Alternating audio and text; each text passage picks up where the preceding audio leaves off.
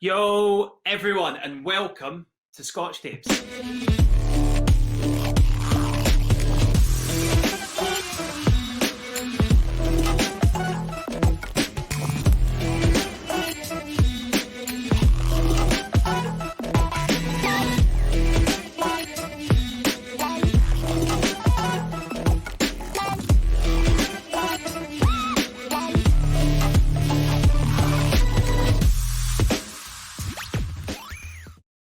Yo, so this is Scotch Tapes, your virtual whiskey tasting shop, and today we're going to be taking a wonderful trip to Lagavulin on the island of Islay. I'm Ervin Trykowski, Global New Age Scotch Whisky Ambassador, and over there is Ewan Gunn. Say hi, Ewan. Hi, Ewan. So as Ervin said, today we are traveling to Lagavulin Distillery. So I'm going to take you a walk down the pier in front of Lagavulin and tell you a little bit about this wonderful distillery and the wonderful island of Islay as well, because it's a place unlike anywhere else in the world. Now, we're walking down the pier at Lagavulin Distillery right now. This pier sort of extends out into the Atlantic, and Lagavulin is very much shaped by its location. Historically, raw materials would have arrived on this pier and been used to make whiskey, and then the casks, after they'd been matured, would have been sent away from this pier as well. So it's quite an important part of Lagavulin's history. Across from the end of the pier, you can see the ruins of Dunavig Castle. It's the 16th century ruin, which was built actually on the site of an older castle. Now, this was originally the naval base for the Lords of the Isles, and these would have been where they based all of their sort of defences from, and also their forays to other areas as well. Now, Islay, as I mentioned, is very much shaped by its location, and Islay whiskies are known over the world historically for being quite smoky, quite powerful, and quite bold. There are, of course, exceptions, but Lagavulin, for me, is the quintessential Islay Scotch whisky. It is smoky, it's intense, it's rich, it's got earthiness, it's got beautiful layers of flavour, it has depth and complexity.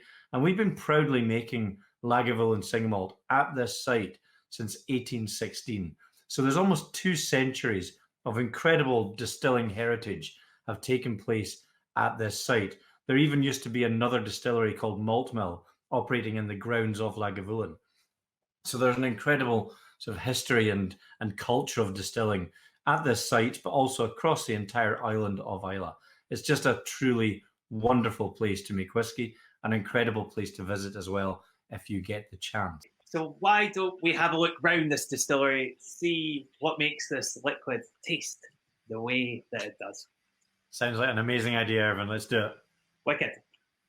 Okay, so we're going to start here. This is inside a kiln at Lagavulin Distillery. Now, historically, these would have been used to create our peated barley. Okay, the barley, the peating comes in at the very start of the production process. We need to trick the barley into thinking that it is spring by wetting it and then drying it. This can be done with numerous different sources. At Lagavulin, we use peat. Okay, and that's what gives it that distinctive smoky aroma. This is something that you don't get to see every day. This is the top of the Porteous mill. So once you have that heavily peated barley, it needs to be processed, and you need to get access to everything that is inside. So it is run through what's called a mill. And these mills are made by a company called Porteous, and they are a staple in every single malt distillery, or most single malt distilleries in Scotland. The barley is fed through it, and it hits these big rollers, enormous rollers, that break it down into grits, husks, and flour in very specific portions. This is called grist, okay? And this is used to take on to the next stage. There we have Lee, who's the old Brandfield manager at Lagavulin. Loads of you who have been to Islay will have seen her before. This grist is taken forward to the next process, where we're going to start adding our water. But this is kind of very traditional way of making Scotch whisky. Okay, so this is now going into the mash house at Lagavulin, and we combine that grist that Ervin talked about with increasingly hot water in this vessel you see here now. This is our mash tun. Now this converts the starches held in that grist into fermentable sugars, and it gives us essentially a hot, sweet liquid which is called wort, W-O-R-T. We eventually cool this down and move it to the next part of the process. We have this sweet liquid. Now, there are solids left over. You can see a few of them in the bottom there. These are not wasted. We are Scottish after all. They're used as cattle feed. So it's a beautiful process up to this point. Ervin is going to take us now into the tun room, which is where the next step of the process takes place. It is, and we have some welcome additions in the tun room. If you listen, you will hear the sparrows of Lagavulin.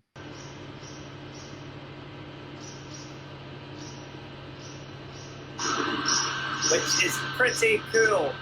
We have in this room 10 washbacks. Okay, this is called the tun room. Okay, so in these vessels, your wort is added, and then we are adding yeast. Okay, at this stage, this is where we start to create the alcohol. These vessels, you can see, are variety of different ages. You have some newer ones there that are nice kind of clean wood, and then you have the darker ones which have been there a little bit longer. Inside these tuns, they go right down to the floor. They're made from either Oregon pine or Douglas fir. What happens is we add in the yeast, and what we're producing here is essentially a beer. Lagavulin ferment for around 60 hours. And at the end, you have kind of like a strong beer or ale type thing, which will go on. You can see here, we have our immensely ineffective bird scarer, which is their pride of place, obviously doing a very good job. This, you're going to get a look inside here. So these go down quite some way. They're extremely tall. They'll hold around 50,000 litres, and the process takes around 60 hours. This is the first area of the distillery, or one of the first points where we massively start to impact the flavour. 60 hours is longer than the fermentation needs to be. After 46, 47 hours, you've generally created all the alcohol you need to, and then you get a little bit of secondary fermentation, which is going to start to bring a little bit of fruit in, which we are going to taste both in the 8 and the 16 a little bit later on. But the most important thing, fermentation, you are making beer. Okay, so we take that strong beer or ale, it's about, as Ervin said, 8 or 9% alcohol by volume, and we move it into the stillhouse. Now, we're going to take you through the stillhouse here in Lagavulin. As you can see, our beautiful copper stills. In Lagavulin, we do a fairly slow distillation, which helps to talk to a lighter style of whiskey. However, if you look at the angle of those pipes that come out the top of the stills and then funneled down into the condensers, they're remarkably steep actually. These are our lye pipes, and basically that sort of steep downward descent means that once that spirit vapor has traveled over the top and into the condensers to be condensed back into liquid, it's never falling back into the stills. So there's no reflux, meaning essentially we're making a heavier spirit style. So there's a little bit of contradiction there. The fact we're also using column condensers, which you can see in the background, that allows for a really gentle transition from spirit vapor to liquid, which actually also talks to a lighter style of spirit.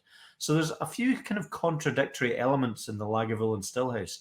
Some things that talk to a heavier style of spirit, some that talk to a lighter style. And I think for me that kind of contradictory element probably explains the wonderful complexity of flavour that you encounter when you're tasting Lagavulin. Now, we're going to move on from the stillhouse, and we're going to head into one of our lovely warehouses at Lagavulin. And this we actually filmed during the Lagavulin Jazz Festival. So you can see it's beautifully well lit in parts. You might see a few people moving around as well. Usually our warehouses are much quieter places. But this warehouse in particular is one that I love going into because it's quite dark. It's really quite an interesting place because it's where Ian MacArthur does his legendary warehouse tastings. Now, Ian's worked at Lagavulin and previously Port Ellen Distillery for I think over 50 years now. So essentially all of his adult life, and his warehouse tastings are absolutely legendary. People travel from all over the world to experience them. Now, you'll see this is a traditional dunnage warehouse, so earthen floors, casks racked 2, sometimes 3 high, and we have a variety of casks maturing in here. We have some American oak casks and we have some European oak as well.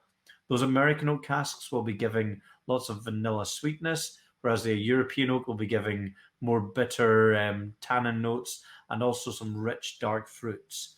And all of that is helping to shape the beautiful flavors of Lagavulin 8-year-old and Lagavulin 16-year-old.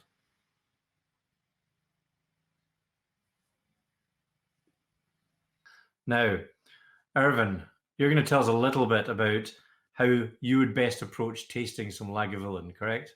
Yeah, I mean, it's quite easy after you've seen that video because you really get a sense of where all these wonderful flavors in this whiskey come from. It's really hard to not picture yourself at the end of that pier with the wind going past you, the salt sea spray coming up, enjoying a glass of Lagavulin. And yeah, and I mean, if great single malts are a product of place and a product of people, this is, I think, for me, one of the most iconic distilleries for that. It is, you couldn't make this whiskey anywhere else, as was proven at the malt mill that you mentioned. Now, we are going to taste 2 Lagavulins today. That's 2, not 4. And we are going to take you through the 8-year-old and the 16, and we're going to start with the 8. So if you have one, hopefully you do. Grab it, pour yourself a delicious draught. Now, the 8-year-old was released for the 200th birthday of Lagavulin to such success that is now a permanent part of the range. And it was a whiskey that was once described by the famed whiskey writer Alfred Barnard as being exceptionally fine, which is an exceptional achievement because he was renowned for not really talking much about the whiskey and more about the location and the places. Yes, wasn't he, Ewan? Yeah, he was quite understated in his praise as well. So that comment from him is actually very, very high praise indeed. So we should be very proud of it. In fact, we do print that quote on the label of the Lagavulin 8-year-old. So as you can tell, we're very proud of it. Now, let's give it a try.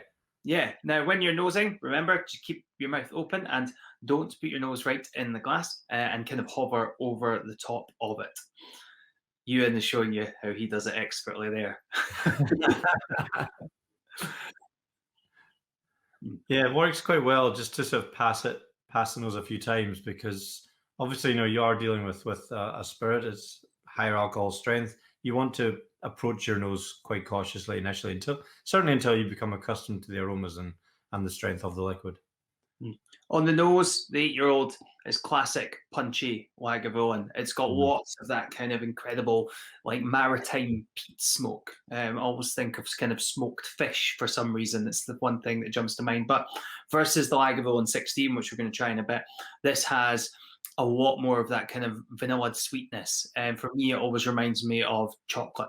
It has a touch of spice there, and there's also quite a lot of fruit there. Which is something that will appear more in the 16, the kind of tinned peaches and chocolate, but all in the background tied together with that kind of real rich maritime smoke that is Lagavulin. Yeah, I get almost kind of ripe berry fruits as well, whereas with the 16 it tends to be a little bit richer and more full-bodied and darker fruits. But yeah, there's a freshness here which I think works really nicely. So barley sweets, sugar sweets. Like it's got a real kind of sweetness to it. Should we taste? Let's do that. Cheers. Cheers.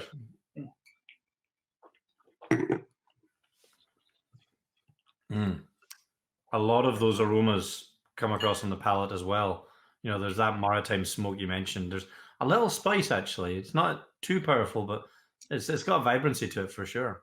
It always reminds me of really good, and it's specifically on the 8, and that spice it's coriander, it's almost cuminy. It reminds me of kind of like that kind of curry spice to it, which is not something that you get once it's a little bit more matured for me anyway. The smoke is very much prevalent. It's fierce, it's untamed, it's very much a lot more like the kind of spirit. It's more like being in the still house than in the warehouse. But it has got that kind of real luxurious mouthfeel, even at 8 years old. Yeah, I'm going to have a little splash of water. This is a 48% ABV. So I do find once you get to that kind of strength, a little splash of water. I'm going to add some chocolate. Oh, you should. Absolutely. This pairs beautifully with chocolate. Definitely do that. So what we have here is a salted dark chocolate, which will play off the richness, but also nods to that kind of maritime element as well. Mm.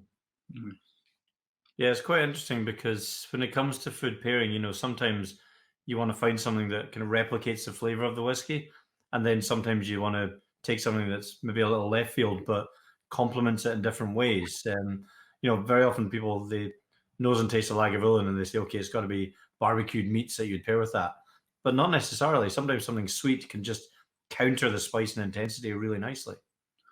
That works really well. Yeah. Delicious. Excellent. What's next? I think we should taste a little bit of the 16 and compare, because the 16 is very much the sort of the gold standard of Lagavulin that has been known and loved all over the world for a very, very long time. And it's one of, probably I would say, one of the most recognizable and well-known Islay single malts.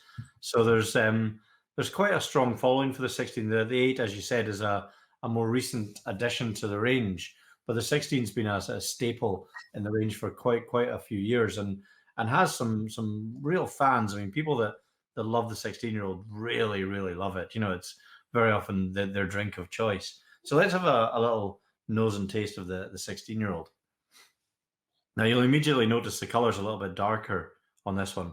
And I think it's exactly the same cask makeup. It's just spent longer in that wood. So it's taken on more richer, heavier flavors. It's taken on a bit more color as well.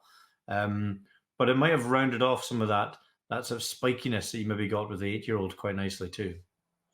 For me, like that, can you know how like if the 8-year-old is like the maritime smoke, this is Lapsang for me, like smoky tea. Like yeah. Like it's a very indulgent smoke. Lots of that fruit notes, but it's like your berries have been dried. Yeah. And the spice is still there on the nose for me, but it's a little bit sweeter spice. Yeah, definitely. Yeah, the smoke it's richer, it's earthier. It feels, this is going to sound strange, but it feels warmer somehow, you know. Yeah. So seasonal spices. Yeah. And there's a really weird freshness as well, which I always talk about, which is 16 years in a dusty warehouse, matured in oak. And there's like there's a touch of like, it's either spearmint or eucalyptus or something, like mentholated on the nose. Yeah, quite often with some very rich smoky whiskies, there's that little hint of menthol kind of sort of freshness in the background. I'm definitely getting that coming through here. Yeah. Cheers. Cheers. Every time I try that, I'm just transported back to the distillery. This was actually the first whiskey that I remember trying, and I remember just being intrigued by it. I wanted to understand why this liquid had so much sort of smoke and spice and intensity in it. And I think it's probably one of the reasons I fell in love with Scotch. So every time I taste it, I'm taken back to that moment. I was on Islay at the time, and I'm just transported back there. It's really powerful how transportative flavors and aromas can be. What a first whiskey experience. I was just on Islay. One of the best whiskeys in the world. It's no biggie. Good place to start, I would say. Yeah. It's not everyone's first whiskey, but it's definitely would be a treat. It's big, it's rich, it's indulgent, it's smoky. It's Islay in a glass. Exactly. So you're going to add some water, and I am going to add some blue cheese. Yes. All blue cheese works with, not all of them, because we've not tried all of them, but most blue cheeses will work, whether it be that kind of tropical fruit funk note, whether it be something a little bit creamer with a little bit of acidity like I've got in front of me. They all seem to work perfectly. This is a Gorgonzola, which you kind of got that funk, but also the cream and then the light citrus hit through it, which will offset the richness of the Lagavulin 16. If you look at the flavor pairings that we've picked, the chocolate is a match. Okay, it's chocolate and it's salt and it's rich. This is very much a contrast. This is going in the other direction, and then the whiskey will balance off in the middle. Hopefully. Yeah. I found when I've tried Gorgonzola with Lagavulin 16, it almost amplifies both the smoke but also the sweetness of Lagavulin 16. And I think that's the savoury nature of the cheese. So again, it's pushing contrasting flavors to the fore. It's really interesting to try, and the texture is amazing. Just work. It brings out like the leather, Mm. right? Yeah. Like it's that like real kind of boot polish note comes out from it, Yeah. which is really interesting because that wasn't something. It is something that I've had before, but it wasn't something that came on this on this tasting, which is interesting because it shows that every time you go back to these whiskies, you will get something different. So hopefully, you are enjoying tasting them with us, wherever you may be. Awesome. Well, that was our very quick Lagavulin tasting. We will hopefully see you guys soon. If you have any questions, our handles for Instagram are at the bottom, and we would love to hear your tasting notes and also any questions that you have. You know where to find us. Say thank you, Ewan. Thank you, Ewan. Bye, guys. Cheers.